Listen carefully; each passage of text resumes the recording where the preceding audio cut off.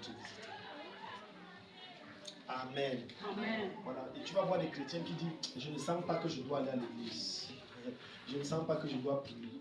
L'affaire de Dieu ne sent pas. Ce n'est pas une affaire de sentiment. Il faut traduire ce que je dis, que les gens s'entrent bien dans leur tête. Je dis l'affaire de Dieu, ce n'est pas une affaire de sentiment.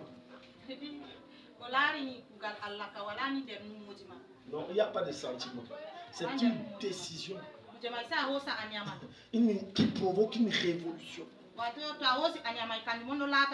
Et la révolution enclenche l'exaucement. Je suis arrivé hier de voyage, je suis tellement épuisé, je n'ai même pas assez dormi. Mais à 3h du matin, j'étais déjà debout. J'ai mal ici. J'étais déjà debout à 3h du matin pour prier. Tout à l'heure, là, j'ai fini de prier vers 16h moins. Le corps est fatigué, le sommeil me torture. J'ai dit à ma femme que je suis épuisé. Mais il faut que je vienne à l'église. Dis à ton voisin, ce n'est pas une affaire de sentiment. Sylvie, ça va? Tu n'es pas trop traumatisé?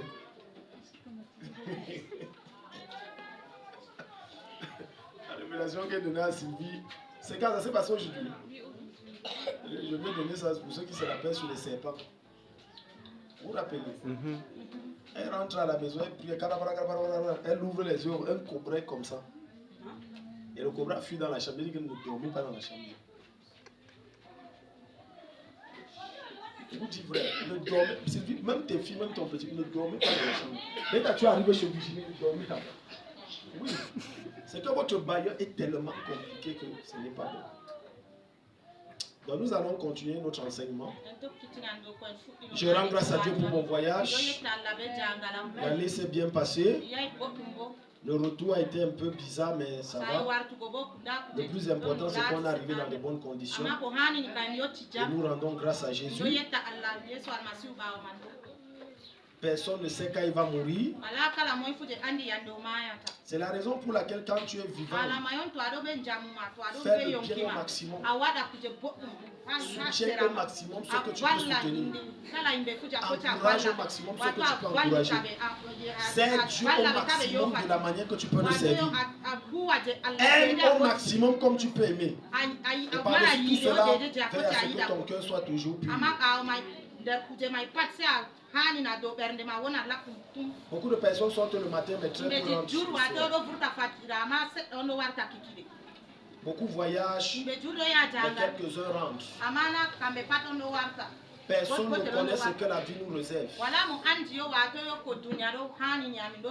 La dernière fois, nous avons parlé de la dépression et des échecs répétitifs. Parlant des symptômes.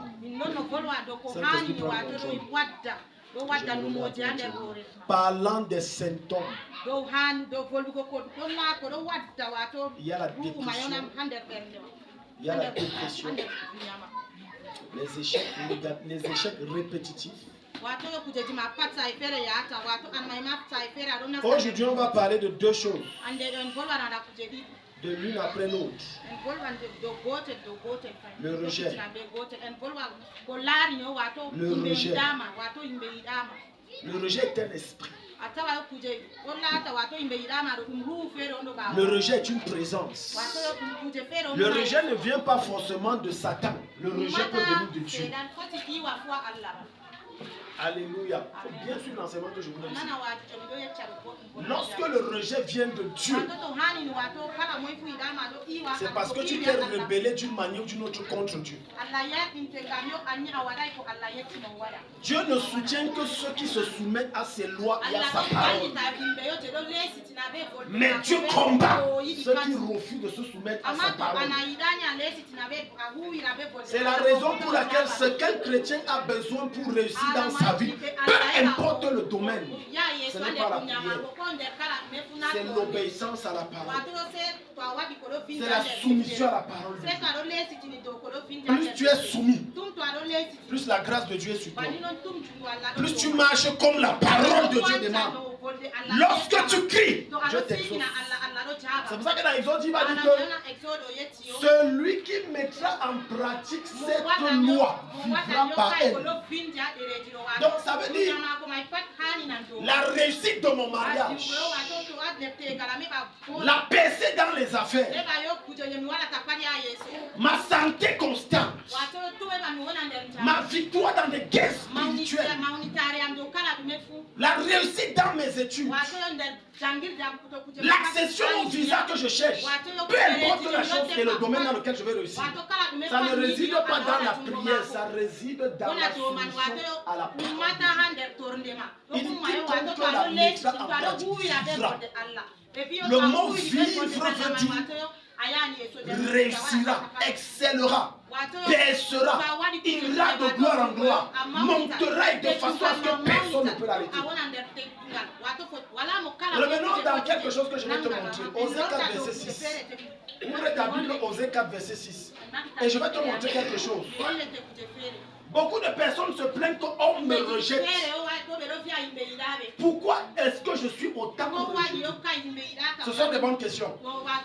Mais parfois, il faut se tourner vers le Saint-Esprit. Pourquoi je subis de telles oppressions de rejet?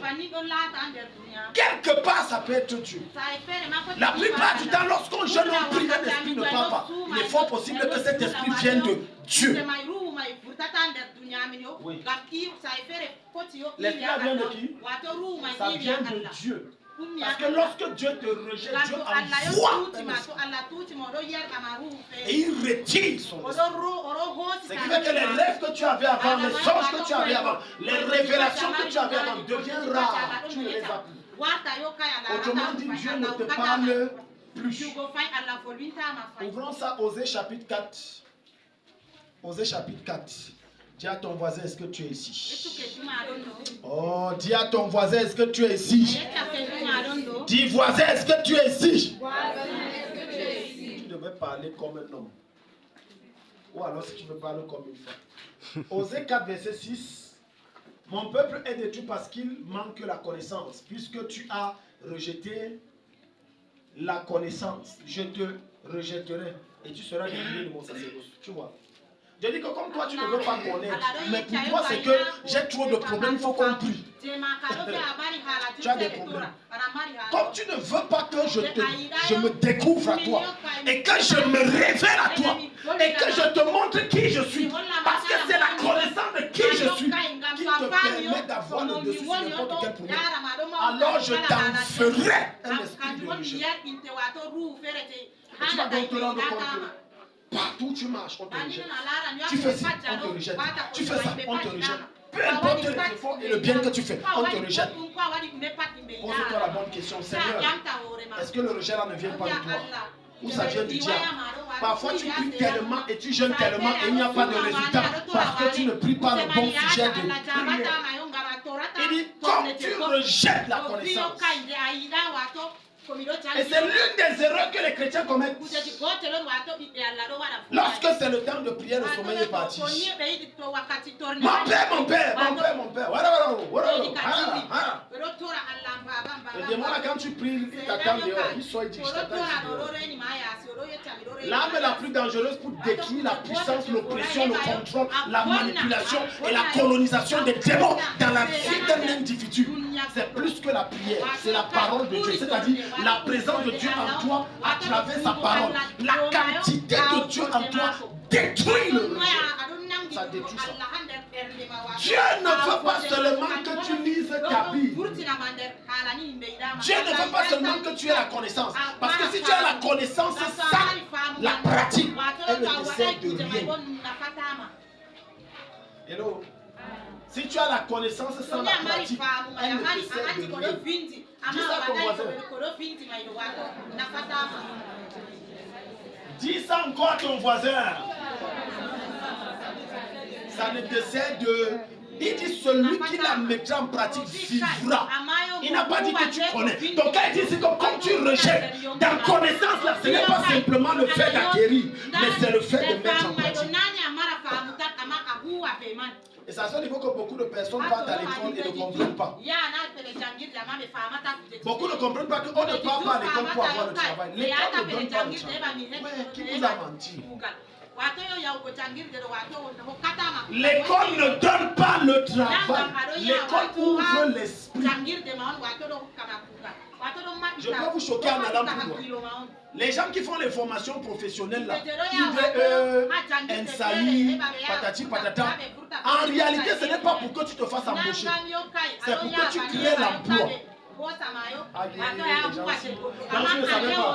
Donc les gens qui sont à l'ENIET, les concours techniques là, non vraiment, je finis, après tu vas aller postuler. Tu n'as pas compris le système. Le principe du système technique des techniciens, c'est pour que tu t'auto-emploies. Et dans la mesure du possible, après quelques années que tu emploies. Et ce principe est un principe divin parce que Dieu a créé chaque être humain avec un potentiel naturel. Voilà pourquoi tu vas voir certains qui ont la capacité sans aller dans une école de formation de tresser. Ils n'ont appris nulle part, ils connaissent tresser. L'autre connaît faire les gâteaux, l'autre connaît préparer, l'autre connaît naturellement. C'est un talent qui vient de Dieu. Son objectif, c'est pour que tu sois riche et que tu deviennes source de bénédiction pour d'autres personnes. Mais le système a fait en sorte que dès qu'on finit, j'ai maintenant ma licence, il faut maintenant que je cherche le travail. Non. Pose-toi la question, comment je peux créer mon travail? Comment je peux créer mon travail?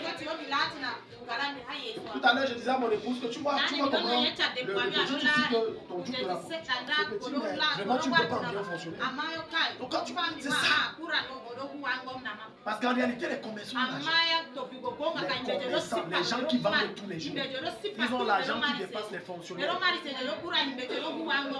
Mais le système t'a inculqué au Cameroun que si tu n'es pas fonctionnaire, tu n'es rien. C'est un mensonge. Le système a inculqué aux gens que si tu n'es pas fonctionnaire, tu n'es rien. Pourtant, c'est faux. J'ai causé avec un cadre qui avait perdu son fils. Et le gars me racontait là, parce que j'étais avec certains responsables il y a quelques semaines. Et on s'asseyait là après le sport et on causait. Et il disait que je touche 400 000. Et quand j'arrive à la banque, j'ai pris les 400 000. Il disait ceci, les commerçants nous dépassent. C'est juste qu'ils nous voient dans le bureau et on conduit la voiture. Mais en réalité, ils nous dépassent. Parce que eux, l'argent entre tous les jours. Mais nous, on attend la fin du mois.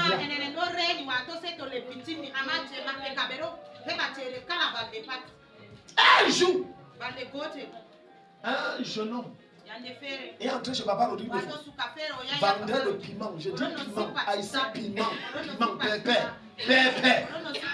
Il a entré avec une semence de 5 millions. Papa Rodrigue a dit qu'il a regardé. Il a dit que tu es sûr que tu n'as pas volé. Il dit que papa non. C'est le piment que tu me vois sur ça au marché. Il dit non, ça rapporte aussi papa, ça rapporte juste tellement d'argent. 5 millions. Il a déposé que papa. 5 millions. Je connais une des camarades de mon épouse. Elles ont fait l'école, le lycée technique ensemble. Toute la formation qu'elle a fait au lycée technique, elle a géré ça à la poubelle. Elle vend les pommes. Tu la vois au marché sale. Jusqu'à tu vas la mépriser, jusqu'à tu vas la piétiner, jusqu'à tu vas dire rien et tu vas même la parler mal. Arrive chez elle. Elle n'est pas en location, s'il te plaît. Elle n'a pas construit n'importe quoi. Ah, vraiment, je vais faire la propriété. Tu m'as oublié. Seigneur, pourquoi tu m'as oublié autant? Moi, c'est les concours. Tous les fonctionnaires que tu vois rouler dans les grosses voitures. Et que ces voitures, ce sont des volets, des braquets, des bandites. Le cadre de la CNPS, là, m'a dit ça. Moi, c'est un truc que je connais. Il a dit que tous là sont des voleurs. Aucun fonctionnaire ne peut s'octroyer un certain niveau de vie. Il dit aucun. J'ai dit les fonctionnaires sont des bandits. Tout ce que tu vois, il habite dans une grosse maison, il est locataire de tout un hectare. Ce sont des voleurs. Je suivais une émission sur les réseaux sociaux. L'ancien directeur du budget au Cameroun. C'est quelqu'un que j'ai côtoyé, du moins, que je connaissais quand j'étais encore dans une église à Yaoundé. Je ne vais pas citer son nom. Le gars, on a montré, le gars acheté un hectare ou 2 hectares. Il a construit les maisons. Tu penses que bien que tu es directeur du budget, tu peux construire ça. Et quand tu dis maison, ce n'est pas les chambres. Ce n'est pas les studios. Et ce n'est pas les appartements de 2 chambres. C'est les duplex.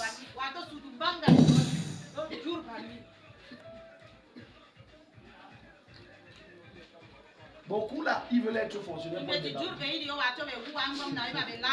Quand quelqu'un veut être ministre au Cameroun, c'est qui doit voler.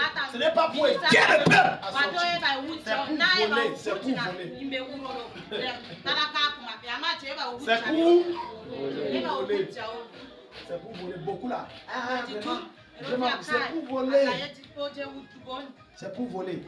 Donc, parfois, on se plaint que les choses sont bloquées et qu'on subit certaines forces. C'est parce qu'on est en conflit avec Dieu. Tu ne peux pas être en conflit avec Dieu. Tu penses que tu vas dire Dieu aide-moi, t'aidera pas.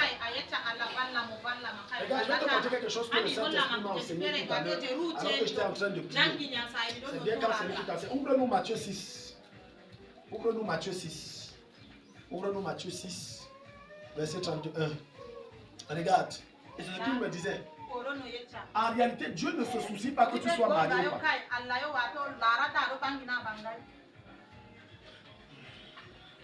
Les gens sont calmes. Dieu ne se soucie pas que tu aies le travail, c'est pas son souci. Dieu ne se soucie pas que ton argent augmente, que ton rappel sorte. C'est pas son souci principal. C'est pas son souci principal. Dieu ne se soucie pas de ta santé, c'est pas ça le souci principal de Dieu. Je te dis les choses que l'Esprit m'a enseignées. Je vais te montrer ça maintenant. Et il m'a amené dans ce verset. Regarde. Matthieu 6, verset 31. Donc quand les gens disent vraiment Dieu, oh Dieu, ouvrez les portes, ouvrez les portes. Tout ça c'est bien. Mais ce n'est pas le souci principal du royaume. C'est pas ça.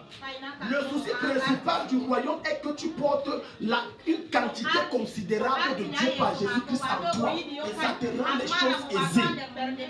C'est ça le souci principal du royaume. Combien on chasse les démons et un an, quelques mois plus tard, il revient, on chasse encore. Aucun esprit occulte ne pourra revenir habiter dans une maison où il y a Dieu en quantité et en qualité. Il va fuir cet endroit. Regarde, Matthieu 6, verset 31. Ne vous inquiétez donc point, ne dites pas ce que nous mangerons, que nous boirons, de quoi serons-nous vêtus. Je ne suis pas marié, l'âge avance, je n'ai pas où habiter, le temps est en train de passer, on m'insulte. Tout ça, ça n'inquiète pas Dieu, c'est nous que ça inquiète. Voilà pourquoi Dieu dit ne t'inquiète pas, ça n'inquiète en rien Dieu. Ce n'est pas un souci de Dieu. Donc ne pensez pas que quand je manque de vêtements, c'est un souci de Dieu, ce n'est pas un problème. Parce que le même Dieu te dira dans Éphésiens chapitre 1, le verset 3, qu'en Christ, Dieu nous a bénis de toutes sortes de bénédictions dans les lieux célestes. Donc, c'est déjà exaucé. Avant que tu te lèves un sujet de prière, Dieu a déjà donné. Maintenant, Dieu va te montrer ce qu'il faut faire pour matérialiser ce qu'il a déjà exaucé. Verset 32. Il dit, car toutes ces choses, ce sont les païens qui les recherchent.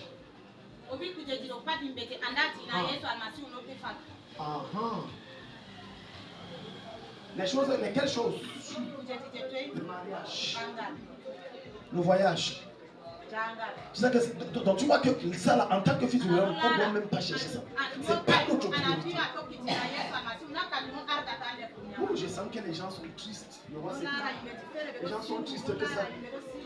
C'est dans cette vérité-ci là. Si tu l'épouses, bien que ça te fait mal au cœur, alors que c'est la vérité, ça ne changera pas indépendamment de tes émotions. Ça là, tu mets en pratique. Je t'assure devant Jésus-Christ, il y a des problèmes que tu ne connaîtras plus jamais sur la terre. Il te dit ces choses-là, un fils du royaume. Ne cherche pas les choses-là. Ça veut dire que ce n'est pas la priorité pour Dieu. Que tu sois marié, que tu sois habillé, ce n'est pas une priorité. Il dit les choses-là que tu cherches, ça c'est pour les païens. Parce que nous qui sommes dans le royaume, Dieu l'a déjà donné. Maintenant regarde. Il dit ce sont les païens qui les recherchent. Il n'a pas dit qu'ils les cherchent. Il y a une différence entre chercher et rechercher. Rechercher veut dire que je désire la chose au point d'en devenir malade. Je désire la chose au point de perdre la joie. Je désire la chose au point de perdre le sommeil la nuit. De ne plus être capable de dormir normalement. De ne plus être capable de prier. C'est ça rechercher. Il dit c'est pour les païens. Donc quand tu vois, quand ton esprit est un esprit d'inquiétude et de soucis, le ciel te considère comme un païen. Touche ton voisin, dis est-ce que tu es ici? Secoue le dit ne dors pas.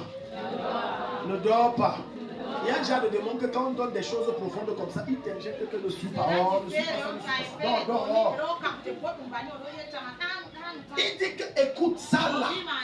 Quand tu es quelqu'un qui est passionné, il me faut les nouvelles mèches. Il dit écoute, tu es un païen. Dieu n'a pas dit ne te marie pas. Dieu n'a pas dit n'achète pas de voiture. Dieu n'a pas dit ne fais pas d'enfant. Dieu n'a pas dit ne voyage pas. Mais Dieu dit ça ne devient pas pour toi une priorité. Hello. Combien d'entre vous ont des Bibles même?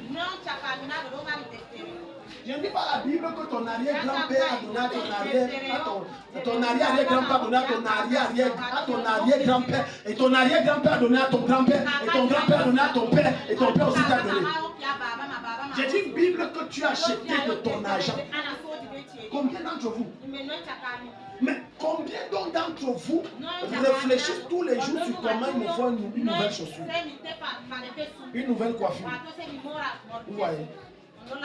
La visitation de Dieu pour briser la puissance de l'esprit de rejet dans ta vie est proportionnelle à ta passion et à ton amour à ressembler à Dieu, à désirer Dieu, à prendre Dieu, à épouser Dieu. D'autres s'asseyent là, le corps est présent.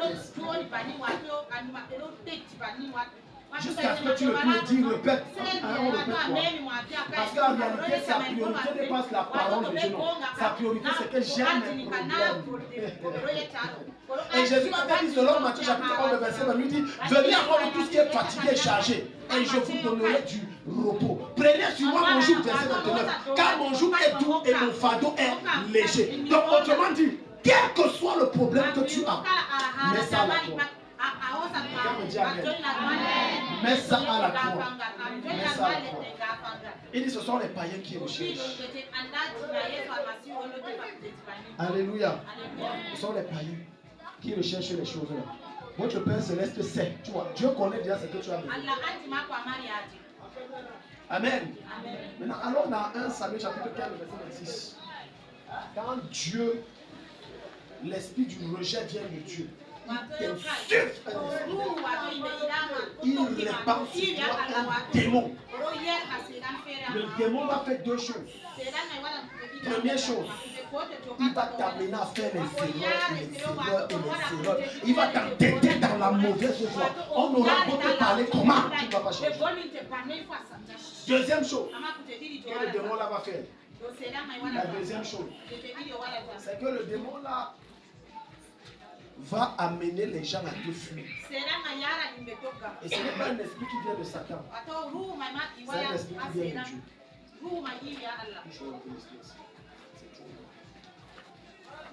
Alléluia. 1 Samuel chapitre 15, le verset 26.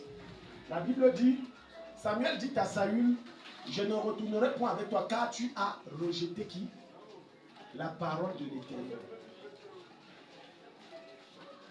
S'il te plaît, dis à ton voisin, suis ici. Dis-le, suis ici.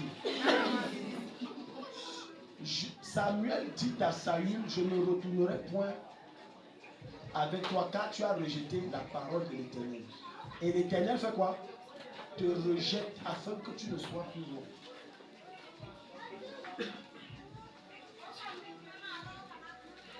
Pas blaguer avec Dieu. Le mot rejeté ici, ça veut dire j'entends ce que Dieu dit, Je suis les enseignements, mais je ne mets pas en pratique. C'est ça le mot rejeté là. C'est ça le mot rejeté.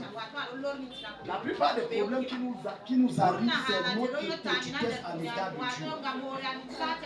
Le cœur qui conteste avec la parole. C'est pour ça que nous subissons ce qu'on subit. On va t'enseigner, on va te dire, comme tu es chrétien, ne pars plus dans les boîtes de nuit. Oh, non, non, non, non, non, non, non, comment? Oh, je suis jeune. Je veux vendre ma jeunesse comme ça pour rien. Je veux laisser ma jeunesse comme ça. On dit ne pars plus. Oh, non, non. Ça c'est Bidati, ça c'est Bidati. Non, non, non. Ça là, ça me convient. Écoute, la parole de Dieu, on la met pas en pratique quand ça t'arrange. Que ça t'arrange ou ça ne t'arrange pas, tu dois la mettre en pratique. Et c'est tous les jours. On te dit ne marche plus avec tes plans. Tu connais même les plans que l'on a. Tu peux venir gâter nos plans. On te dit ok, ne pars plus dans tel endroit. Beaucoup d'entre vous là, beaucoup de choses vous arrivent. Beaucoup de rejets vous viennent. C'est à cause de Dieu. Parce que le rejet vient de 3 dimensions. Première dimension du rejet, c'est provoqué par le démon. Deuxième dimension de rejet, c'est toi-même qui provoque le rejet là. Troisième dimension de rejet, c'est le rejet de Dieu. Et le rejet de Dieu, c'est ce que nous sommes en train de parler. C'est quand tu dis je refuse de me soumettre à la parole de Dieu. Dieu dit dans ce cas, je te livre au démon. Et maintenant tu vas voir que quand toi tu as des problèmes, parce que c'est le cas de beaucoup d'entre vous, beaucoup ne connaissent crier à Dieu que lorsqu'ils ont des problèmes.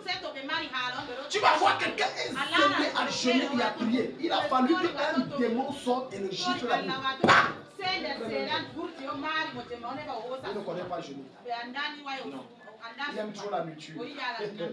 Donc quand 7h, 8h, 9h sont cool, moi j'ai déjà fait manger les filles.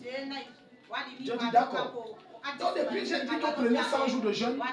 Toi tu dis que non, tu n'as pas de jeûne, ça s'arrête à 10h. Ok. Maintenant quand tu pars, tu dors. Dieu envoie un esprit.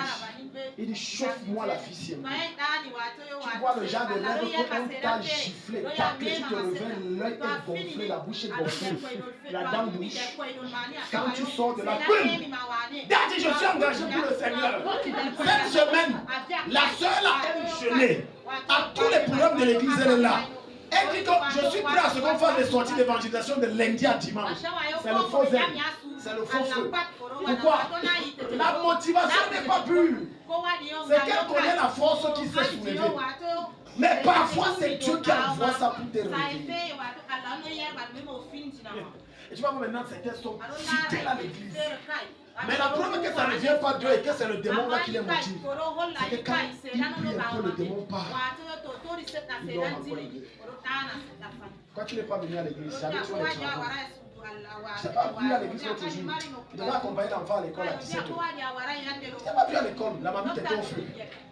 Je n'ai pas vu à l'église. Bon, comme tu vois la Gadi, j'avais un peu mal à la tête. Je n'ai pas vu à l'église l'autre jour.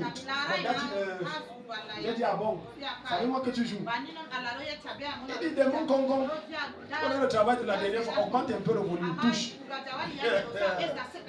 Tu vois, on est dimanche et la soeur vient à 7h du matin. C'est moi-même qui vais balayer et ranger ici. Mais quand tu épouses la parole de Dieu, écoute frère, les démons ne t'approchent pas.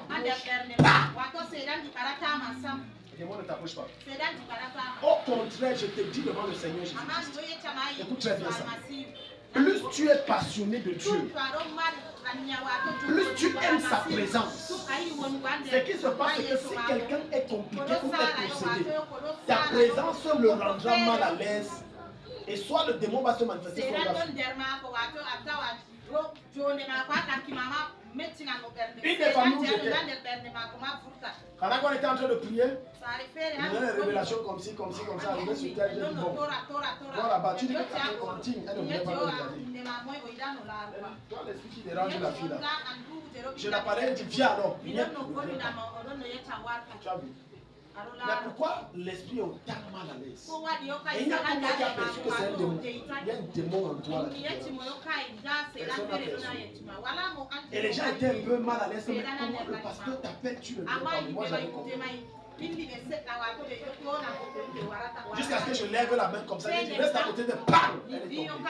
Tu vois, la portée de la puissance de Dieu en toi est proportionnelle à la quantité de Dieu par sa présence et sa parole. Mais Satan, les soucis. Le diable sait que dès que je te rends soucieux, c'est fini, tu es mort. Tu es mort, c'est fini. Donc, ça c'est le rejet de Dieu. Maintenant, il y a ce qu'on appelle le rejet des hommes. C'est-à-dire ton caractère. Beaucoup d'entre vous n'aiment pas machin, c'est parfois votre comportement mauvais. Alléluia. Tu vois une personne qui passe le temps toujours avoir la malbouche. Toujours arrogant. Toujours qui ment. Et vous savez, Dieu conseille est terrible. Pendant que tu poses des actes et que tu te dis que si. Demain, la seule personne qui sera capable de te libérer de ta situation, c'est la personne que tu as maltraitée. Maintenant, tu fais comment? Avant de te dire que les gens ne t'aiment pas, pose-toi la question, quelle est l'attitude que j'ai faite ou que j'ai posée pour qu'on me rejette? Voilà la question que tu dois te poser. On ne est personne qui vient jamais. Soit il y a un esprit derrière toi, soit il y a des comportements que tu poses. Jamais. D'une manière ou d'une autre. Je dis d'une manière ou d'une autre. Quelqu'un qu'on a donné une petite boutique de gérer la caisse, il vole. Qui ne se plaint pas, qui n'a pas le travail, Dieu ne te donnera jamais un vrai travail. Et tu vas te plaindre qu'il y a une partie où je parle. Maintenant, il y a la troisième dimension. Les esprits démoniaques te rejettent. Ça, ce sont des démons. Lorsque tu te mets à t'élever, il y a des forces qui s'élèvent et disent tu ne dois pas avancer. Et ces démons ont pour objectif de faire quoi? Soulever les gens autour de toi. Parfois même soulever ton mari. Il y a un type de rejet qui se manifeste lorsque tu es sur le point de prendre une ascension. C'est un démon. Même à la réunion, tu as l'habitude de venir. Depuis un certain temps, tu n'es plus la bienvenue. On te reçoit un genre. Jusqu'à ce que tu abandonnes le projet que tu voulais faire, à qui tu n'as dit à personne. Mais comment ils savent? Ils ne savent pas. Mais les démons, tu viens de les connaissent. Ils t'attaquent. Ils t'attaquent. D'autres, ce sont votre foi qui est attaquée. Il faut que tu abandonnes Jésus là. Ces esprits se soulèvent parce que tu dois abandonner la foi. Maintenant, si je n'ai pas la connaissance que ce sont des forces occultes qui se dressent et que je dois les résister par la prière et le jeûne, ces forces vont te détruire. Je prie pour toi au nom de Jésus, quelle que soit la force de rejet qui opère dans ta vie, c'est jugé et neutralisé au nom de Jésus-Christ. Au nom de Jésus-Christ. Genèse 37, ou Genèse chapitre 37. Donc beaucoup de personnes souffrent du rejet. Tu vas voir une maman traiter son enfant, tu te poses la question, est-ce qu'elle-même c'est son enfant? Mais c'est qu'elles avaient. T'as dit, tu vois un père traite avec... Même si c'est corrigé, on ne corrige pas comme ça. Avec une telle haine, un tel rejet. Mais la plupart du temps, toutes les histoires dans la Bible ont démontré que les gens qui sont rejetés sont le choix de Dieu. Amen. Si dans ta famille tu subis le rejet, ça veut dire une seule chose, tu es le choix de Dieu. Tout toi qui es ton voisin, ton voisin. Si dans ta famille, tu es rejeté, abandonné, maltraité, victime de faux témoignages, d'insultes, ça veut dire une seule chose. Tu es le choix de Dieu. Est-ce que quelqu'un ici? Je crois que quelqu'un devait dire Amen. Tu es le choix de Dieu. Tu vas entrer dans une famille, on aime tout le monde. Même quand un étranger arrive, la première des personnes dont on salue, c'est d'abord toi. Va d'abord 1 Samuel 16. Je dois montrer des choses à des gens ici. Les gens ne l'aiment pas. Peu importe. C'est-à-dire, tu vas faire tout pour que tu sois accepté, aimé des gens. Et curieusement, ta vie intéresse la vie des autres. Tu t'assois, elle est où? Mais pourtant, tu es le sujet de la risée de la maison. Mais on s'intéresse à tout ce que tu fais. Parce qu'en réalité, il y a un seul objectif, détruire ta vie. Parce qu'il y a une étoile forte qui brille derrière toi. Il faut que je détruise. Regarde, maintenant le verset 10. Regarde, je vais vous faire la lecture de quelque chose ici. Verset 10. Voilà. Isaïe fait passer ses 7 fils devant Samuel. Et Samuel dit à Isaïe, l'Éternel n'a choisi aucun de ses fils. Verset 11. Puis Samuel dit à Isaïe, sont cela tous tes fils? Et il répondit, il reste encore le plus jeune, mais il fait perdre les brebis. Qu'est-ce qui se passe? Pourquoi dans une famille, on prend quelqu'un et c'est le Benjamin et on le jette là en brousse? Tout le monde est à la maison. C'est-à-dire, il y a ce genre d'enfant qu'à la maison, c'est à lui qu'on dit de faire tout. Tu vas balayer la cour. Après, tu dois aller cuisiner. Tu dois porter l'enfant. Après, tu laves les habits. Après, tu laves le toit. Tu laves même les murs. Le mur là n'est pas propre. Lave ça bien. Tu dois laver tout. Les chaussures, tu dois laver. Après, c'est le champ. L'enfant est là tout. Alors qu'il y a au moins 10 enfants gaillards. Mais ce n'est que celui-là. On doit toujours envoyer. Ça veut dire qu'il a le choix de Dieu. Ça veut dire qu'il porte une gloire en lui. Ce qu'il porte en lui là, Satan a peur de ça parce que Satan sait que cela, quand ça va se manifester, le monde de ténèbres aura peur. Donc maintenant, Satan utilise sa famille pour le traiter mal. Les autres peuvent vivre comme ils veulent. On ne dit rien. Même quand on vole dans la mamie, c'est lui qu'on accuse. Même quand le voleur se présente et dit que maman c'est moi, il dit que non, tu as fait ça, c'est sûr que c'est lui qui t'a conduit à faire ça. Donc il faut toujours contrôler une raison. Tu as déjà vécu dans une famille où dès que la télé se gâte, alors que tu ne t'assois jamais dans le salon. Il est où? C'est lui, c'est lui. Le papa et la maman savent que l'enfant ne s'assoit jamais. Si la télé se gâte, c'est toi. La nourriture brûle alors que c'est sa femme qui prépare. C'est toi, c'est ta faute. Pourquoi tu n'as pas surveillé? Pourquoi? Je déclare dans la vie de quelqu'un qui est dans ce cas-ci, Dieu va t'élever jusqu'à les confondre. Dieu va t'élever jusqu'à les confondre. Je te raconte, c'est la vie de David. Donc tu vois, tous les enfants sont à la maison, en train de visionner, de planifier les voyages, on est en train de mater l'autre, ils ont les sirops, et l'autre c'est le hamburger, l'autre c'est le poulet. Mais quand c'est toi, on arrive, on cherche, on dit que bon, il y a le bac qui est là. Tu as vu la mamie, le couscous qu'on a tourné, ça fait 2 jours, il y a le bac qui est là, tu te bats avec. On a même un petit peu pour toi, prends le sucre, tu mets, tu manges. Ça c'est le rejet. Le rejet des hommes attire la faveur de Dieu. Le rejet de Dieu des hommes provoque la grâce de Dieu. Car quelqu'un est rejeté de sa famille, ça veut dire qu'il est l'élection de Dieu. Je déclare dans ta vie, là où ils t'ont humilié, Dieu va te glorifier. Au nom de Jésus. Reviens maintenant à Genèse chapitre 37, verset 15. Verset 15 à 20. Donc tu vois, voilà un jeune homme qu'on appelle David, mignon de son état, beau de son état, ayant 17 ans. 17 ans, 17 ans. On envoie un pareil homme en brousse avec tous les dangers. Donc tu vois, on a planifié le massacre. C'est maintenant que je comprends qu'on a planifié le tuer. Écoute, parfois tu vas voir ton père, ta mère, ou ton tuteur, ou ta tutrice, ou bien ton oncle, ou ta tante. Il attend minuit ta voix. En route. En fait, c'est que le cri de son cœur, c'est qu'il t'envoie là, c'est qu'on t'agresse, même si même avec toi là-bas. Comme s'il m'a dit que je l'avais envoyé depuis 15 heures. Comment il est minuit, tu n'es pas là? Regarde David. On dit va en brousse. Quand on dit brousse là, tu crois que c'est à côté de la ville, c'est hors de la ville, à au moins 20 km. Et son père sait là-bas que il y a toutes sortes d'animaux féroces.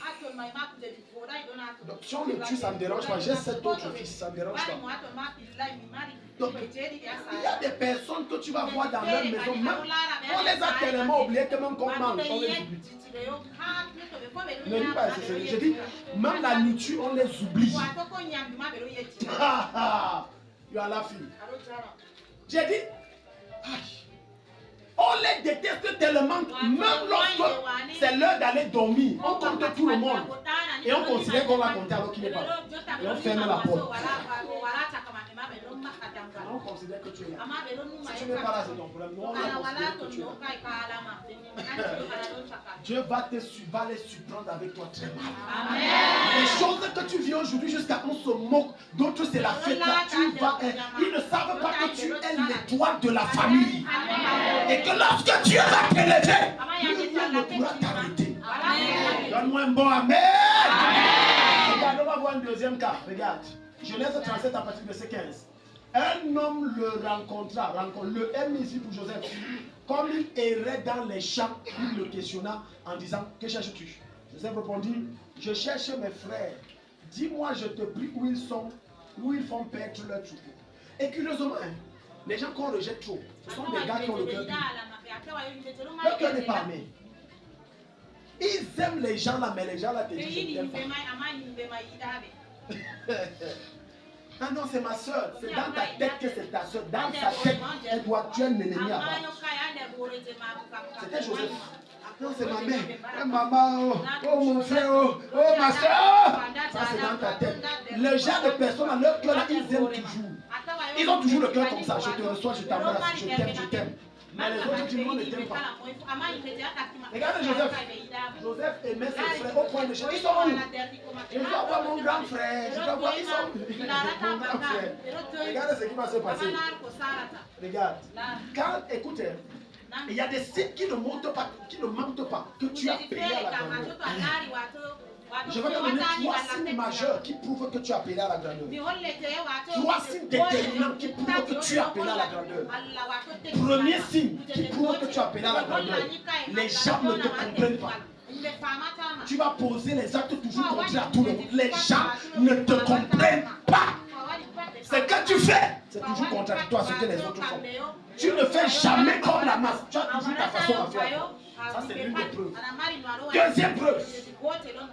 Ta vie n'est pas rose. À un moment, tu te poses une question. Dieu, est-ce que tu me connais? Je vais te dire, Dieu te connaît tellement bien même. Il a un projet, il a un plan bien précis. Ta vie est tellement dure que même à un certain moment où tu penses que les gens sont en train de décoller. Après un certain temps. Dieu. Ça, c'est le signe de la grandeur. Oui. Ce genre de personnes subissent les déceptions diverses de la vie. Tu as l'impression que le ciel est fermé sur ta tête et que Dieu est pour les autres. Et toi, tu dois seulement souffrir. Toi, ta vie, c'est seulement les pleurs. Toi, ta vie, c'est seulement les douleurs. Donc, toi, tu ne peux pas avancer. Au point, chaque fois que tu dis, j'épargne un peu l'argent pour acheter un terrain, rien ne marche. Lorsque tu dis, j'épargne un peu l'argent pour également m'acheter le vélo, il y a un problème qui va se lever. Ça, c'est le deuxième signe majeur. Tout devient difficile. Les gens qui sont appelés à la grandeur n'ont jamais une vie facile. Leur vie a toujours été une vie de guerre et de combat. Ils ne connaissent jamais avoir quelque chose aisément. C'est la grandeur. C'est la grandeur qui est dans les entrailles de ces personnes. C'est la grandeur qui court dans ces personnes. Troisième signe qui montre que tu es dans la grandeur, c'est que quand tu dors, les rêves que tu fais, ce sont des rêves de grandeur. Mais quand tu te réveilles, c'est la misère que tu vois autour de toi.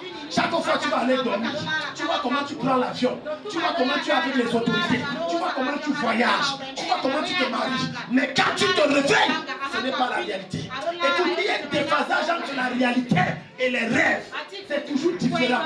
Ça, c'est le troisième signe majeur. C'était le cas de Joseph. Joseph était en prison, mais il rêvait qu'il était au palais. J'ai envie d'annoncer à quelqu'un ici que ta vie n'est pas un échec. Ta vie n'est pas un échec. Quel que soit ce qu'on a dit sur ta vie, je t'annonce que ta vie n'est pas un échec. Ta vie a de ce qu'il y a de plus glorieux, de plus magnifique pour la gloire de Jésus. Quatrième signe de la grandeur, c'est le rejet. Les gens qui sont appelés par la grandeur sont rejetés d'abord par les membres de leur famille. Ce n'est pas les gens de dehors, c'est d'abord les gens de ta famille. on te rejette. Il y a certaines filles qu'on n'a jamais pensé un jour qu'elles peuvent se marier. Au point où, écoute-moi frère, lorsque l'homme vient... Je vais te raconter une histoire. Je ne sais pas si la personne est ici. Pardon-moi, me permet que je raconte. Un jour, une de mes filles vient. Elle me dit, papa, un homme vient même des fois comme ça qu'il est intéressé par moi. Ma mère dit que ça c'est une sorcière, ne pousse pas, tu vas souffrir.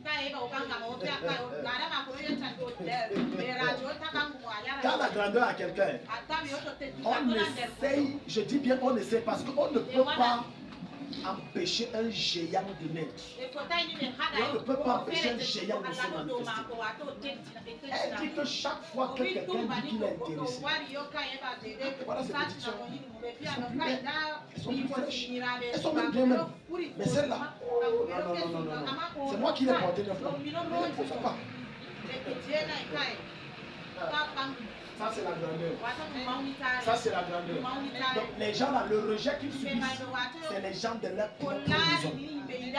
Les grands frères, grandes soeurs, nous personne ne croit, même les petites soeurs ne croient pas. Tout le monde est insulte. Même l'enfant que tu peux accoucher, qui est ta petite soeur, te parle mal. Elle te traite comme du chiffon. C'est le signe de ta grandeur. C'était le cas de David. David, on a dit va au champ. Tu n'as rien à dire ici. Il y a des gens ici qui n'ont même pas de parents dans leur maison, leur famille. Donc, deux fois même on te donne l'invitation, on te fait l'invitation là même. C'est parce qu'il ne faut pas aussi que les gens parlent en bien, qu'elles viennent calmer. Et quand on dit réunion, je suis que non. Moi aussi j'ai ma partie. Bon, j'ai ma partie. Oh bon, c'est fini. On a déjà tout commencé, c'est fini. Bon, on fait comme on avait dit non, oui. Donc, tu vois, on te trouble, on dit que bon, attends, tu vas parler après, tu vas parler. Oui, tu as quoi? Oui, j'ai dit, oui, attends. Oui, toi aussi tu fais que quoi? Ah non, attends. Tu fais que quoi? Ok, bon. Bon, je disais que bon, non, ça va. Je crois qu'on a écouté l'essentiel. On va continuer la réunion l'année prochaine. Voilà. Et puis on va voir. Tu rentres, tu es fou. La vie des géants, c'est une vie de frustration. Frustration en désordre. On prend même le bonjour le matin.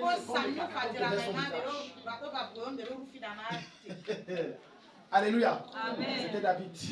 Et l'un des meilleurs moyens pour dire que ta tête nous énerve tellement. Va au champ et tue même la bonne tête. Mais là où il pensait qu'il était en train de le détruire, c'était son lieu de formation. Là où les gens pensent qu'ils t'ont dit de vivre d'argent pour le nourrir. Ils ne savent pas qu'ils sont en train de te préparer à gérer la grandeur et à tuer un Goliath. Quand David était en brousse, Dieu l'a appris comment tuer Goliath de plusieurs façons, mais surtout de deux façons distinctes. Il a dit, lorsque le lion s'approchait et volait une brebis, je courais après le lion. Tu imagines le lion? Il n'a pas dit le lionceau. Tu vas courir après le lion. La carrure du lion te fait tellement peur que quand tu le vois, tu fuis. Je m'adresse aux mamans là. Combien d'entre vous, maman, tu as un bébé de 2 ans que tu as posé, tu es en train de cultiver. Tu as vu le lion a pris le bébé à la bouche. Tu vas le rattraper. Non, soyons logiques. Parce que quand on lit la Bible, là, on croit que non, mais c'est facile. Si David fait ça, moi, je peux courir. Tu vas courir. Alors, Bastos, d'abord. Il y a les grandes barrières, il y a les gros chiens là-bas. Faisons le test. David dit, je le pourchassais, je l'atteignais et je le tuais. C'était pas quelqu'un de normal. Quand tu appelles à la grandeur, tout ce qui t'entoure n'est pas normal. Même tes épreuves là, c'est toujours supérieur pour les autres. C'est toujours différent pour les autres. C'est toujours compliqué. Au point où, à un certain âge, tu dis Dieu si. Bon, je sais Dieu pour ne pas aller en enfer, parce que c'est que ma vie est finie. Ta vie n'est pas finie, ça ne fait que commencer. Donne-moi un bon amen. Amen. Et je pourchassais le lion. Même l'ours. L'ours le plus petit pèse 1 tonne. L'ours le plus petit, 1 tonne. Tu connais 1 tonne? 1 tonne, c'est 1000 kg. Si on prend seulement 50 kg de ciment, on pose sur ta tête. On ajoute deuxième sac de ciment, ça fait 100 kilos. Qui a déjà porté un sac de ciment ici? Va tester. Alléluia.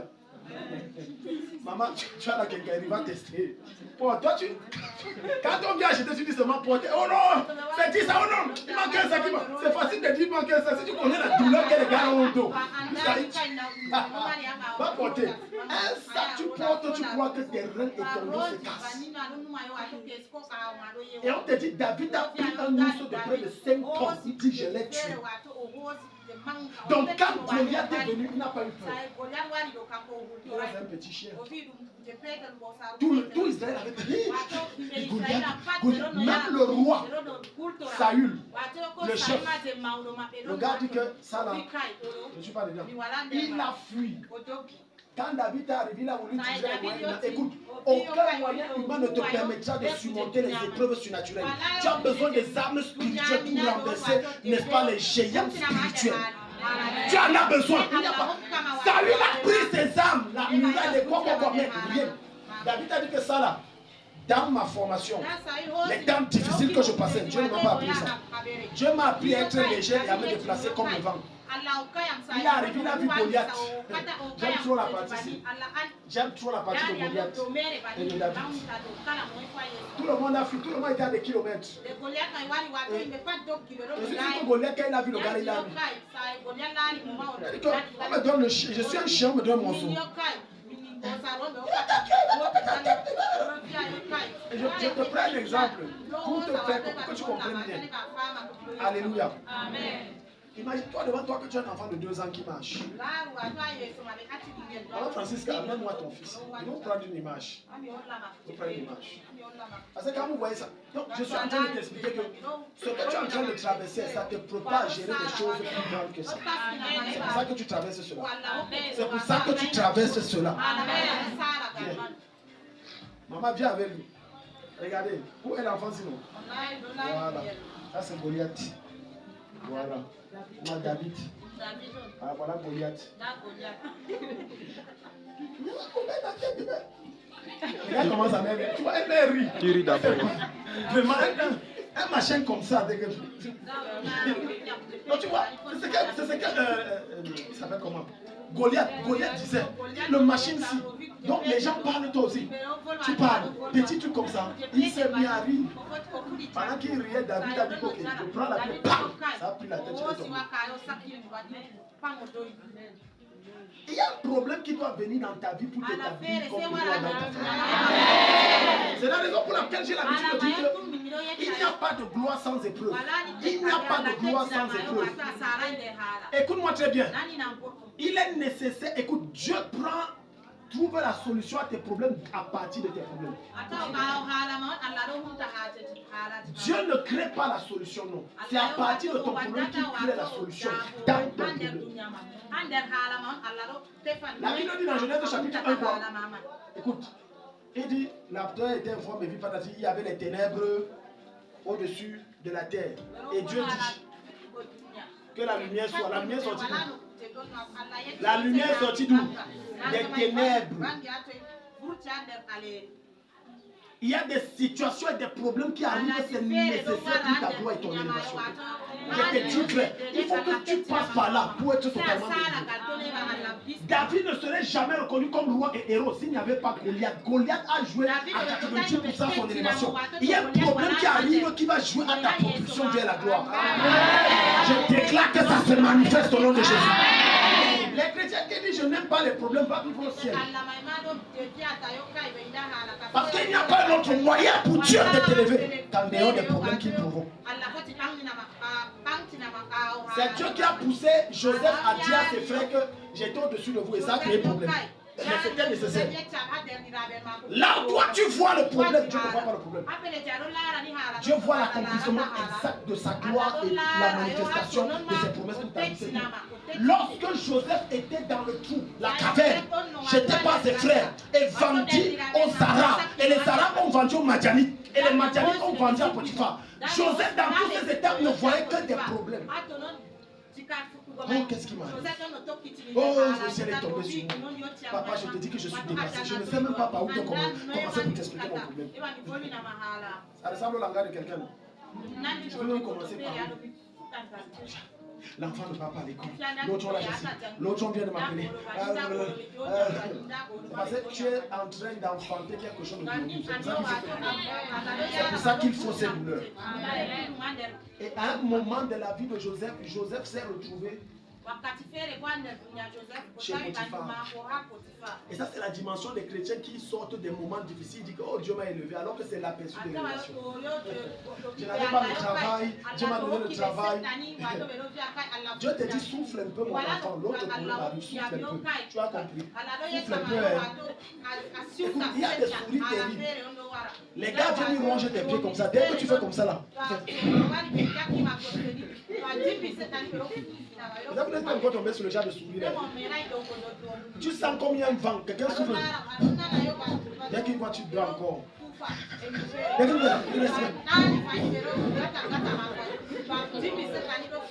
Dieu fait? Donc quand tu es dans ça chauffe, les preuves tuent, les temps sont tués.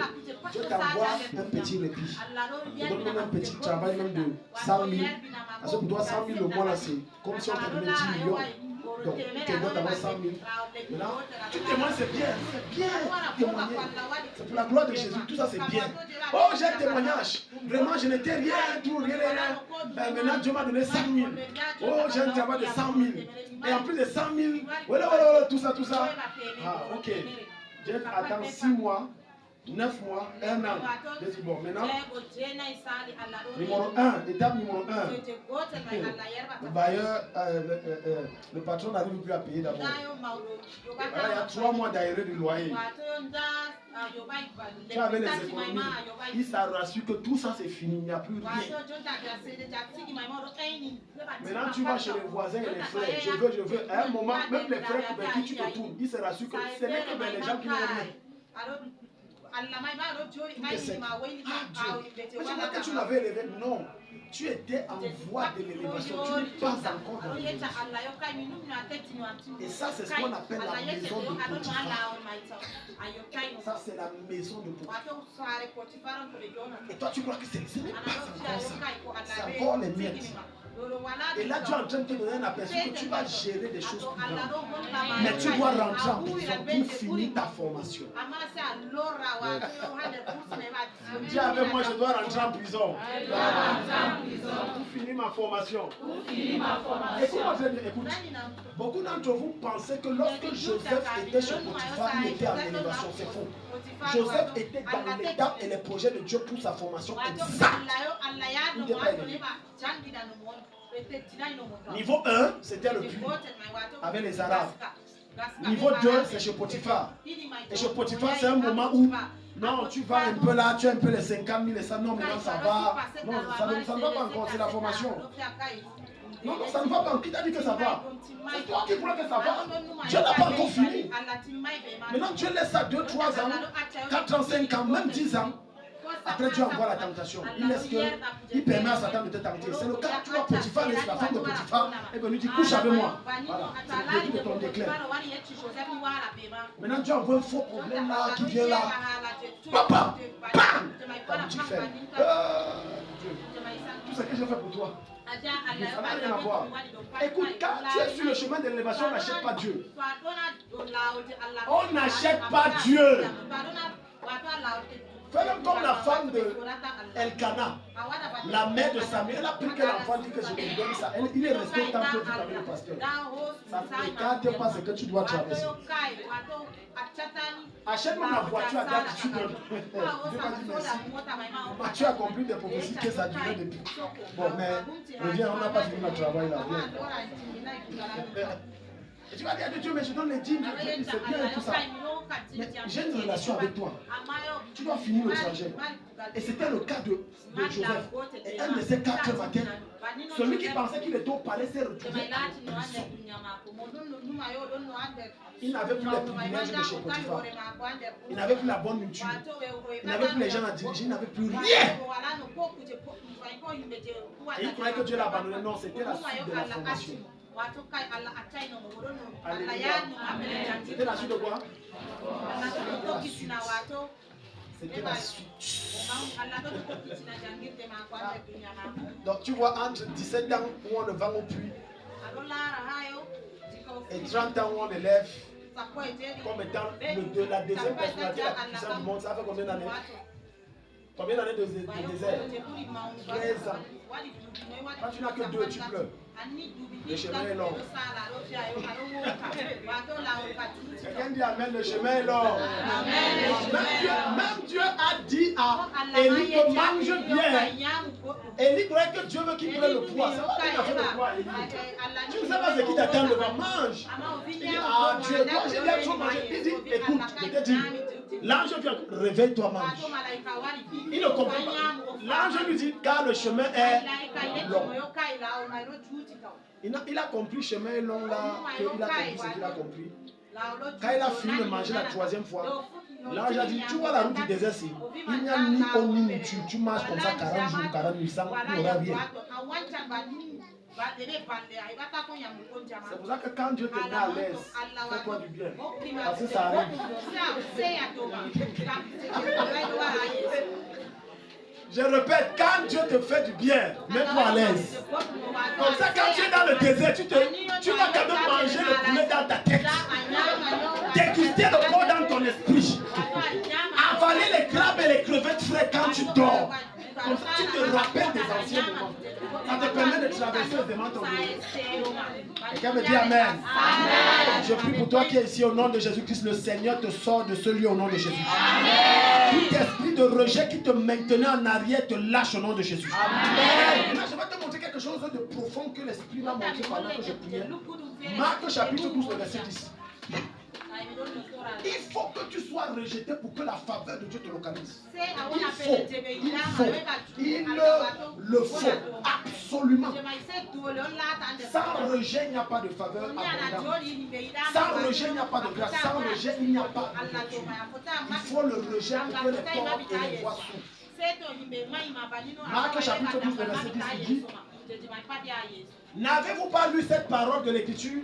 La pierre qu'on rejetait, ce qui bâtissait, est devenu la principale de l'âme. La parole c'est forte. Tu te rends compte que quand on prépare les obsèques de grand-mère, on ne t'appelle pas. On dit contribution pour la graduation du terrain, on ne te cherche pas. Parce qu'on dit que toi tu vas donner même quoi. Au point où même quand on vient à Gambé, on le donne, je dois dire notre hôtel. Je ne veux pas que l'esprit de pauvreté me contamine. Il dit la pierre que les bâtisseurs, c'est qui? C'est ceux qui se disent qu'on peut faire sans toi. Mais je vais te choquer en te disant que, oh, du point de vue de Dieu, ils vont se rendre compte très bientôt qu'ils ne peuvent pas faire sans toi. Ils ne peuvent pas.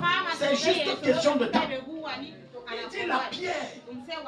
La pierre, c'est qui? C'est toi qui marches intègrement. On prend ce mot qu'on dit que où est ton Dieu? Jésus le matin, Jésus, vous nous cassez les oreilles. Jésus. Dieu ne parle. Si tu veux que je croie ton Dieu, dis à ton Dieu de changer d'avoir tes habits là. Je suis fatigué de voir les mêmes habits. Je dis de changer ton parfum. Parce que le parfum de ton corps là me dégoûte même déjà. Il faut qu'il change ça. Alléluia, amen, alléluia, amen. Tu sais, il y a un zèle que tu as quand les gens ne te connaissent pas. C'est-à-dire, les gens qui t'humilient ne sont pas là. Alléluia, amen. Non, le Seigneur peut, amen. Amen. Quel membre de ta famille entre comme ça qui te méprise la coupe. Alléluia, amen. On va envoyer le feu sur certains démons de famille ici. Un deuxième ange, alléluia, amen, ça diminue. Un troisième ange, tes oppresseurs entrent. Il y a des gens dans ta famille qui sont tellement traumatisés que leur présence te rend malade. Et te dit, on a passé le temps à tellement te rabaisser que quand tu les vois, tu es comme ça. D'autres les palpitations, comment un jour j'ai rencontré une fille. Elle me dit qu'elle avait vu chez un homme qui ne voulait même pas la voir saluer notre homme. Quand il te voit où tu as salué, il te tabasse. Donc elle entendait sa voix, le cœur fait doux. Elle commence à chanter comme ça. Ne parle pas d'une fille qui a 10 ans, 15 ans, 20 ans.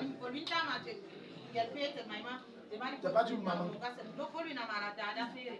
Quand elle a réussi à dire que je sors de chez toi, elle a couru. Tu vois le genre, tu cours, tu dis que il y a des choses ici, tu dis que oui, reste avec Dieu. La pierre qu'on rejetait. Donc, tu vois, quand tu lis ce verset, tu comprends que c'est dans le plan de Dieu qu'on te rejette. Il dit c'est elle là qui est devenue la principale. Plus les gens te repoussent, plus Dieu jette son dévolu sur toi. Plus les gens te vomissent, plus le regard de Dieu s'appesantit sur toi. Est-ce que tu sais que c'est à dessein que Dieu permet que les gens se moquent de toi? La moquerie des hommes à ton endroit provoque la compassion de Dieu envers toi. Le rejet des hommes amène Dieu à programmer. Écoute, chaque fois qu'on te rejette et qu'on te méprise, Dieu prend ce qu'il avait prévu pour eux, il te donne ça.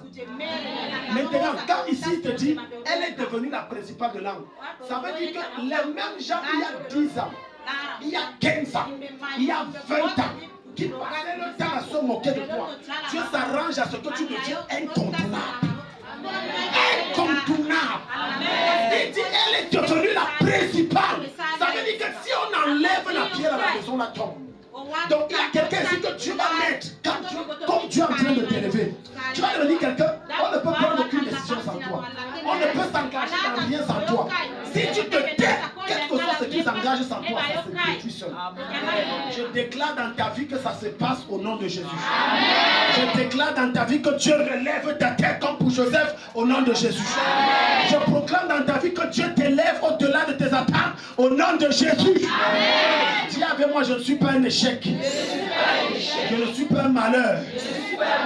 Ma vie n'est pas une erreur. Mon existence n'est pas une déception. Je suis né pour être excellent. Et l'excellence est ma portion. Au nom de Jésus. Acclame le Seigneur pour cela.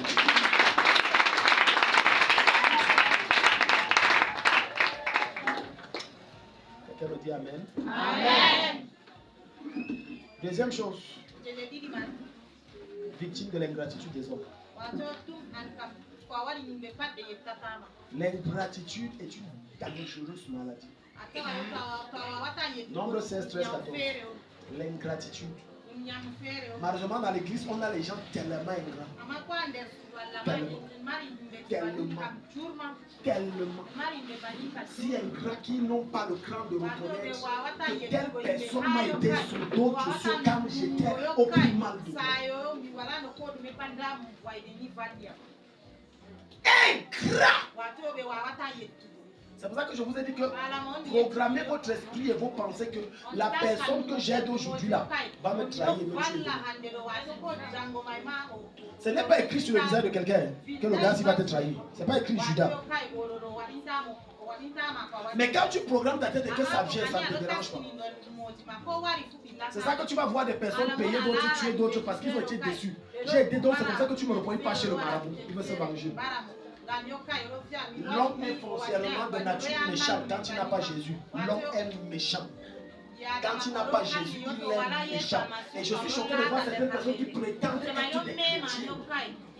Mais ils sont ingrats.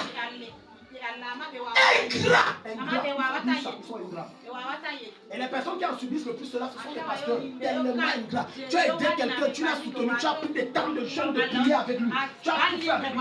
Le merci que la personne te donne, c'est prendre ton nom et t'insulter dehors.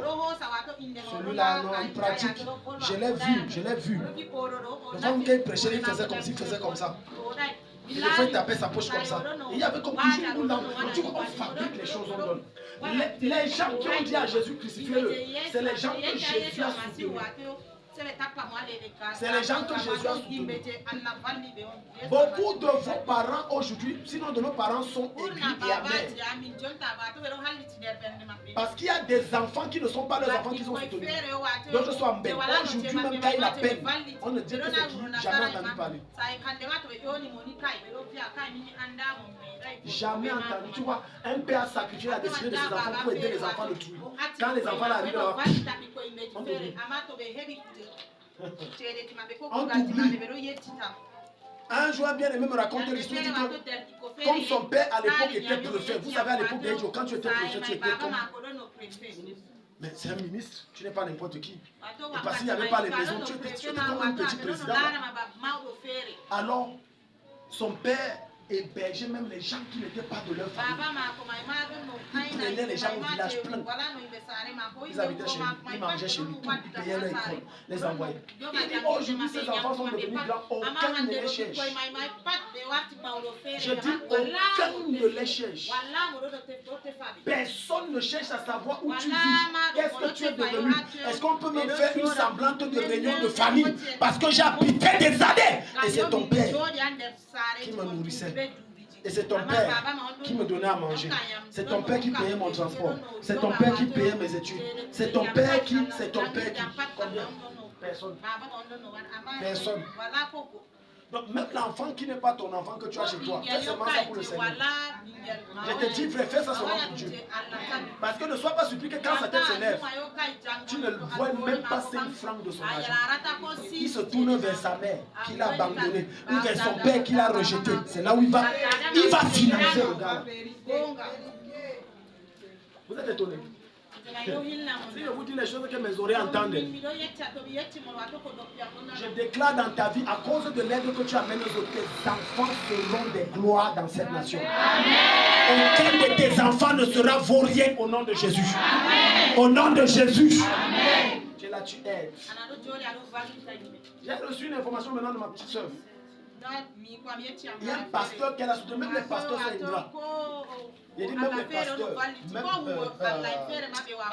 j'ai dit, even pastor, ingrat. Ma mère, elle me disait, moi je ne connaissais pas cette histoire. Elle dit que ma mère a soutenu ce pasteur tout le temps.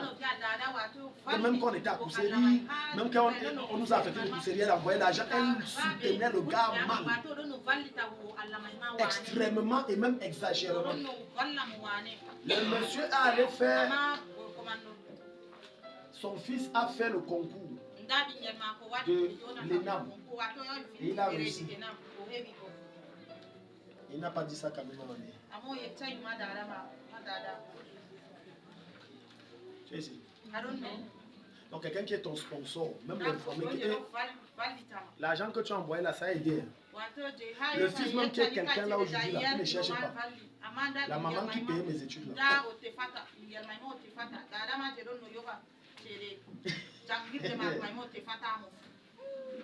Quiconque a été ingrat à ton endroit, Dieu l'humilie ce soir. Amen. Il faut être reconnaissant. Quand quelqu'un soit reconnaissant. Je sors comme ça de Yaoundé, une de mes filles spirituelles qui travaille dans un des ministères de la place. Elle veut me rencontrer, on n'a pas eu le temps. Comme j'étais en route, c'était très serré. Elle arrive à la gare, on finit de causer, on prie, tout. Maintenant c'est mon moment de partir. Je dis ok, bon, tu prends ta route, moi aussi. Parce que comme on a déjà ouvert le quai, il faut entrer. Et il y avait une longue ligne comme ça, comme on vérifiait les pieds. Je dis oh, donc la ligne aussi est longue, ok, je vais aller me tenir seulement au fond. Ce n'est pas grave. Elle me dit papa, ce n'est pas possible. Elle dit je suis là. Tu te mets en ligne, jamais. Elle dit attends-moi ici, je vais régler ça. Où elle est partie se présenter comme quoi Dieu seul connaît. Elle dit papa, viens. Devant les gens, je ne vous dis pas qu'elle a parlé justement que pasteur. Elle dit papa, viens. Viens. Elle dit c'est mon père ici, bon, laisse-le passer. Je ne te parle pas d'une petite fille. Je ne te parle pas d'un enfant. Je ne te parle pas d'un enfant. Elle dit bon papa, vous arrivez bien, pardon, arrivez, vous me faites signe. Les gens lui donnaient le café. Pourquoi elle se comporte? C'est la gratitude. Je sais ce que l'homme s'est apporté dans ma vie, malgré le poste de gloire que j'ai. Je lui suis redevable. C'est la gratitude. Parce que vous croyez qu'aujourd'hui, quelqu'un t'aide et tu lui rends ça par le mal. Et si par hasard, demain, tu as besoin encore de lui, tu fais comment? Hein? Ah, si tu crois qu'on t'a donné 200 millions, je n'aurais plus besoin. Fais attention. Fais attention. Fais attention. Même le plus faible, tu en auras besoin de lui. J'ai dit même le plus faible. C'est la raison pour laquelle moi, personnellement, je ne méprise personne. Alléluia. Je ne méprise personne. Revenons ici. C'est quel verset encore, Patricia? C'est quel livre? Nombre 16 à partir du verset 13. N'est-ce pas ce que tu nous as fait sortir d'un pays où coule le lait et le miel pour nous faire mourir au désert sans que tu continues à dominer sur nous? Et ce n'est pas dans un pays où coule le lait et le miel que tu nous as menés. Ce ne sont pas des champs et des vignes que tu nous as donnés en possession. Penses-tu crever les yeux de ces gens? Nous ne rentrerons pas. Verset 15. Moïse fut irrité et il dit à l'Éternel, n'aie point égard à leur offrande. Je ne leur ai pas même pris un âne. Tu vois. Voilà un homme de Dieu qui a tout fait pour les sortir de la prison de Satan. Et tout le merci qu'on a, c'est les critiques. Je vais te dire certaines choses qui vont te déranger, mais il faut que je te dise ça. Regarde. Voilà un pasteur qui a pris un fidèle. Et le fidèle était tourmenté par l'esprit de folie, l'esprit de célibat, l'esprit d'échec. Il n'arrivait pas à enfanter, il n'arrivait pas à faire tout ce que tu veux. Maintenant, il a travaillé avec elle. Et celui qui avait ce problème d'esprit de folie, l'esprit de folie est parti. Mais il vient encore voir et dit, Daddy, vraiment, j'ai un autre problème. Mon second problème, c'est que je n'arrive pas à trouver un travail. Le pasteur prie une fois, deux fois, jamais. Rien ne se produit. Il commence à murmurer.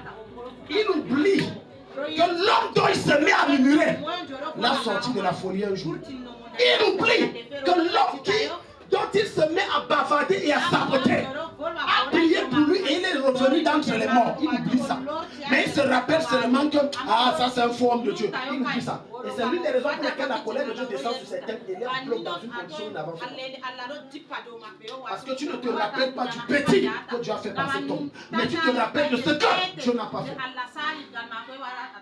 Est-ce que ce que Dieu a fait, tu l'as déjà payé pour ça? Donc tu comprends que tu n'as pas droit de te plaindre. C'est donc ça qui énerve Moïse. Je vous sors de la tyrannie d'un démon. Et parce que vous n'avez pas de quoi manger, vous vous mettez à me jeter la pierre. Vous cherchez à me tuer. C'est pour ça qu'il dit que Seigneur, quelle que soit l'offrande qu'ils élèvent, n'exauce pas. Et je vous assure, Dieu exauce. Il a dit même s'il élève quelle prière n'exauce pas, Dieu a exaucé ça. Il n'a exaucé aucun de les prières. Il a dit tu les tous, Dieu les a tous tués. Parce qu'ils étaient ingrats. Frère, l'homme de Dieu n'est pas Dieu. Je répète, l'homme de Dieu n'est pas Dieu. Je redis une troisième fois, l'homme de Dieu n'est pas Dieu. Ce n'est pas lui qui détermine qui doit être guéri et qui ne doit pas être guéri. Il peut prier, Dieu exauce. Il peut prier, Dieu dit je n'exauce pas. Tu vas faire quoi? Je vois souvent certains chrétiens qui sont vraiment ici, depuis que je suis ici, en dehors de la première fois, je n'ai plus rien vu, moi il va aller ailleurs. Si tu trouves qu'ailleurs mieux va, mais j'espère que ça ne sera pas pire là-bas. Et que la honte te prendra, parce que tu auras marché partout et il n'y a pas de solution. Maintenant tu vois que je suis passé partout, mais la chapelle où je suis sorti là, c'est quand même mieux que partout. Maintenant pour rentrer, il y a la honte. Et il y a beaucoup de personnes qui ne peuvent pas revenir vers d'autres à cause de la honte. Parce qu'ils se disaient qu'ici, je suis en train de souffrir. Je vais aller où je ne souffre pas. Il s'est rendu compte que là où il pensait souffrir, en fait, il était même libre. Apprenez à être reconnaissant. Dis à ton voisin, sois reconnaissant. Sois reconnaissant. Il y a des personnes tellement ingrates que quand tu leur donnes quelque chose de petit, elles méprisent. Que Dieu t'aide. Si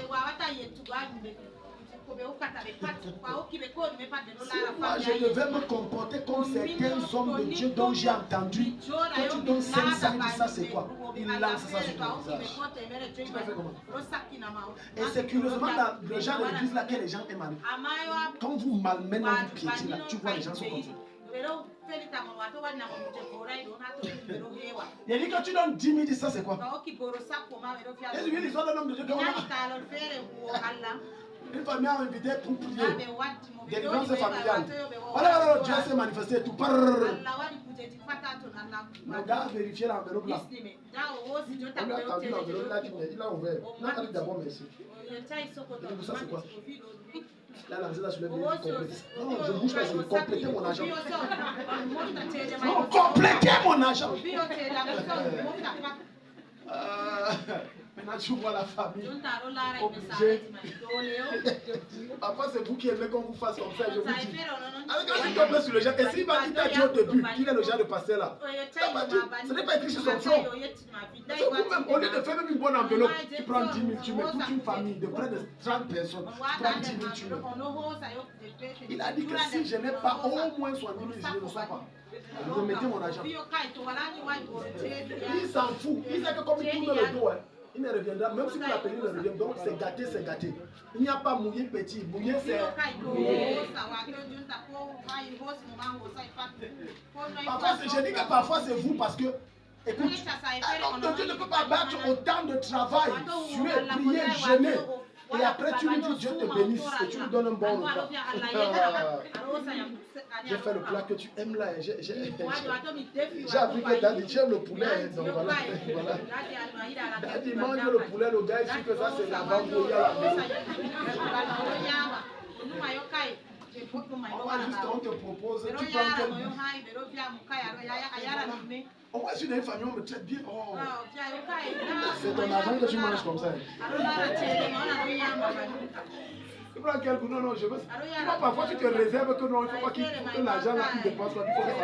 Tu prends l'eau. De préférence l'eau du robinet. Maman. Ok, on donne. Elle les dépense à moi. Maintenant, quand tu penses, oh, Jean prophète, je reconnais l'huile qui est sur ta vie. Il y a la grâce de Dieu sur ta vie. La main de Dieu sur ta vie. Je vois le ciel. Non, ici là, il n'y a pas un nombre de gens comme toi. Oh non, je vois même déjà les foules. Alléluia, que Dieu te bénisse, papa. La prochaine fois, papa. Maintenant, quand tu tombes sur un homme de Dieu, Katia, il dit quelle prochaine fois? Mon argent est où? Il ne te dit pas l'enveloppe, il dit where is my money? Mon argent est où? Sois reconnaissant. L'éducation que je vous communique ce soir, c'est que quand tu invites un homme de Dieu pour un travail, reçois le bien. Ça facilite l'exaucement et l'accomplissement des prières qu'il a. Reçois le bien.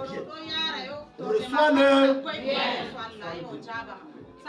C'est vrai que la plupart des pasteurs aujourd'hui, c'est leur vente qui cherchent. C'est pas Dieu. Il dit la plupart. La plupart. Peut-être vous ne savez pas qu'il y a des consultations et des prières qui sont payantes. À Yaoundé, j'avais suivi un homme de Dieu pour te recevoir. À l'époque, il faisait 100 fois Yaoundé. Tu peux prendre l'enveloppe de 25 000, tu viens avec un sac de ciment et un contreplaqué. Oui. Tu sais, au début, je l'ai condamné, mais après, je me suis retenu, j'ai dit que non. J'ai compris, ça c'est mon analyse à moi. Le gars a lancé la construction de l'église. Personne, le contributeur a dit, ah ouais, ok. Je reçois les mardis.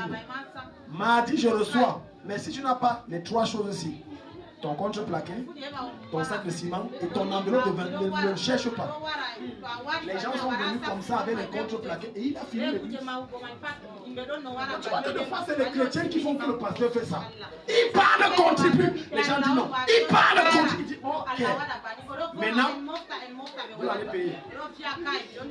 Dis Seigneur, délivre-moi de l'ingratitude. Dis Seigneur, délivre-moi de l'ingratitude. Très peu des enfants de Dieu sont reconnaissants à l'égard même de leur pasteur ou de leur père spirituel. Très peu. Très peu peuvent s'asseoir comme ça. L'homme qui a travaillé dans ma vie, je cotisais l'argent, je vais lui faire une semence. Ou alors je vais lui coudre un habit. Ou alors je vais l'acheter une bonne chaussure qui coûte. Je travaille très peu. Pense à ça. Chacun a son intérêt. C'est mon intérêt. Au fond, certains, dès qu'on dit la chapelle en construction, le jour là, tu vois, il disparaît de l'église même 2 mois. C'est quand Dieu dit, ok, démonte-le, ramène-le là-bas. Tu connais comment tu fais, non? Oui. Fafa. Le gars dit que je vais jongler, il va aller chez un prophète. Le démon, il demande, Fafa. Il dit que c'est la chapelle. Le gars revient, papa. Bon, je sais pas, mais je voulais venir, mais en même temps, il y a un truc qui ne voulait pas que je vienne. Mais je voulais venir. Pourquoi tu mens? Pourquoi tu mens? Comme ce gars de 23 millions qui a mangé l'argent seul, Dieu a dit je vais te montrer. Car je ne vous ai même pas tout raconté. Car le gars m'aborde. Écoute, je vais te donner un conseil. Peu importe la manière dont Dieu t'utilise et que tu as des révélations, quand tu as un problème et tu viens pour qu'un homme de Dieu t'aide, sois humble. Ne sois pas ton CV. Ça n'impressionne personne, encore moins les anges. Parce que si tu sors ton CV, tu fais donc quoi ici? Oh non, vraiment, moi quand je demande à Dieu, quelle que soit la chose que je demande, Dieu me donne. Tu fais donc quoi ici? C'était son discours. Il dit que la preuve que j'ai dit à ma femme que tu vas voir que maintenant, je vais dire, j'ai prié et Dieu a donné. Elle était étonnée. Tu fais donc quoi? Va continuer à prier, Dieu te donne. Il faut être humble. Il faut être reconnaissant. Il faut être humble. Et il faut être reconnaissant. Même la Bible dit que l'ouvrier bénit son salaire. L'ouvrier là, même le pasteur l'ouvrier. Donc quand il prie là, le salaire c'est la contrepartie de ce c'est-à-dire de l'exaucement. Ça veut dire c'est un don que tu donnes. Je vais revenir sur l'enseignement sur les principes de la sémence et du sacrifice. Il faut que je revienne sur ça. C'est un don que tu fais pour dire j'exprime ma reconnaissance. Tu as fait tel travail, j'ai vu. Combien d'entre vous, quand vous allez chez les marabouts, vous donnez? Le marabout va dire, il veut le peu. Tu vois, le gars a une petite boutique. C'est le jour là où tu sais que le gars a l'argent. Petite boutique comme ça. On dit le marabout a dit, je veux le peu. Il a dit, il a défilé, il a dit pas n'importe le peu de Amao qui est acheté comme ça là. Race où c'est hollandaise. C'est 700 000. C'est là où tu vois que le gars qui a la petite boutique là, il sort ça, il la met chez le marabout. Comme toi, tu es bête. Donc tu crois que le marabout tue, il est gauche et les démons veulent prendre ça disparaît. Il mange ça. Le gars a 4 femmes. Donc quand il programme qu'il veut un bébé, il a déjà fait la ration de 3 mois pour ses 4 femmes. Et tu amènes. Mais quand tu dis à Jésus, les chrétiens ont trop le verset ici. Vous avez reçu gratuitement. Non, tu as donné. On va revenir sur l'enseignement pour que tu comprennes bien. On va revenir. Ingrat jusqu'à. Ingrat. Beaucoup d'entre vous ont commencé à se refermer en eux-mêmes et ne plus aider les gens parce que les gens qu'ils ont aidés ne les ont remerciés qu'avec un seul langage, l'ingratitude. Ça les a frustrés. Et ils ont dit que je n'aide plus personne. Ils ont dit Dieu, tu vas me pardonner, je n'aide plus. Pourquoi? Parce qu'ils ont aidé une personne, 2 personnes, 3 personnes, 5. Curieusement, même chose. Ils ont dit je n'héberge plus personne chez moi. Que le Seigneur guérisse ton cœur. Amen. Que le Seigneur guérisse ton cœur. Qu'il amène la paix dans ton cœur. Qu'il restaure ton cœur. Qu'il rétablisse la joie dans ton cœur. Au nom de Jésus-Christ. Et que Dieu te donne la capacité de redevenir comme tu étais avant. Amen. Celui d'aider, de soutenir le faible au nom de Jésus. Amen. On finit avec Jean chapitre 8, le verset 33-35. Avant qu'on va se lever pour prier la prière. Dis à ton voisin, est-ce que tu es prêt pour prier la prière? On va prier la prière. Allons-y vite. Jean 8, verset 33 à 35, rapidement. Donc tout à l'heure, on va prier sérieusement. Donc tu dois comprendre que tu dois, plus tu es reconnaissant, plus Dieu te visite. C'est pour ça que c'est une erreur pour toi. Écoutez, je suis en train de finir l'enseignement. C'est une erreur pour beaucoup d'entre vous de venir aux réunions de la chapelle ou alors que je vous ai reçu un mardi et que Dieu a fait et vous gardez votre témoignage. Vous savez ce que vous venez de faire? Vous venez de fermer la bouche de Dieu et vous venez d'attacher les mains de Dieu. L'image que j'ai donnée là, j'ai tout dit. Ça veut dire que vous venez de dire à Dieu ne m'exauce plus. Et vous serez donc surpris que vous allez marcher jusqu'à il n'y aura pas de solution. Parce que Dieu se souviendra que je t'ai visité et tu n'es pas venu donner ton témoignage. C'est dans ta Bible, dans le livre de Luc. La Bible va dire que 10 personnes sont venues voir Jésus. 10 les plus. Et c'était tous des Samaritains. 10. Et Jésus a dit, allez vous présenter, vous allez dire, tous ont été guéris en route, mais un seul est venu dire merci. Et Dieu s'est fâché. Ça veut dire que le témoignage est très important pour Dieu parce que c'est sa gloire qui est mise. Quand tu ne témoignes pas, tu tiens captif la gloire de Dieu. Ça veut dire que tu combats Dieu. Et quiconque combat Dieu, Dieu va l'éteindre. On ne combat pas Dieu. On ne combat pas Dieu. J'aime le mot là, al-halani famo. Al-halani famo. Dieu va les terres al-halani famo. Dis ça encore. Al-halani famo. Va te nifa. Tu ne comprends pas nifa là. Appuie là-bas, on comprend nifa. Appuie.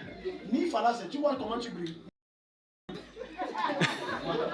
Non, écoutez, il faut que je prenne les choses pratiques pour que tu comprennes.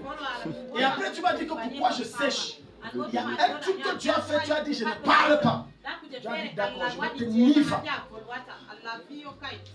Je vais te nifa. Voilà. On finit avec ça 33, 35. Il lui répondit, nous sommes la postérité d'Abraham et nous ne fûmes jamais esclaves de personne comme dis-tu. Voudriez-vous être libre?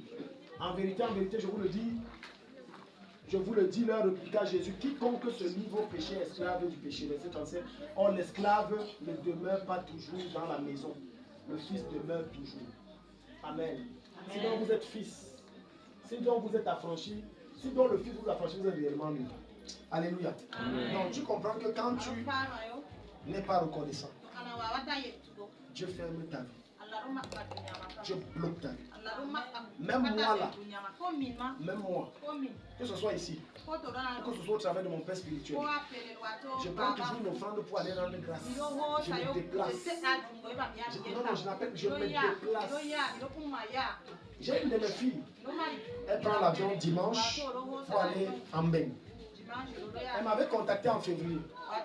Elle avait dit, papa, j'ai envie d'aller en Mbeng. Donc elle s'est lancée comme ça. Et je lui ai dit que, elle m'a écrit par WhatsApp, j'ai dit que tu vas aller en Mbeng. Je te vois aller en Mbeng. Vas-y, je vois la grâce, ça va aller très vite. Voilà tout ce que je lui ai dit. Je lui ai dit, Dieu a ouvert les portes, ça va aller vite. Je vous assure que ma fille m'a fait un bon début. Ça, écoute, elle n'a même pas vu la prophétie se réaliser, mais elle a fait un bon début. Ou c'est hier, ou c'est cette nuit, elle nous confirme encore que bon, je viens. Papa, vraiment, elle était contente. Vraiment, ça a donné, que Dieu vous bénisse, merci. Tout ça. Elle prend l'avion dimanche, elle part en Mbeng. La gratitude. La gratitude. La gratitude. Un seul est revenu vers Jésus pour dire, ouais, j'étais malade, là, tu te rappelles pas, c'était moi.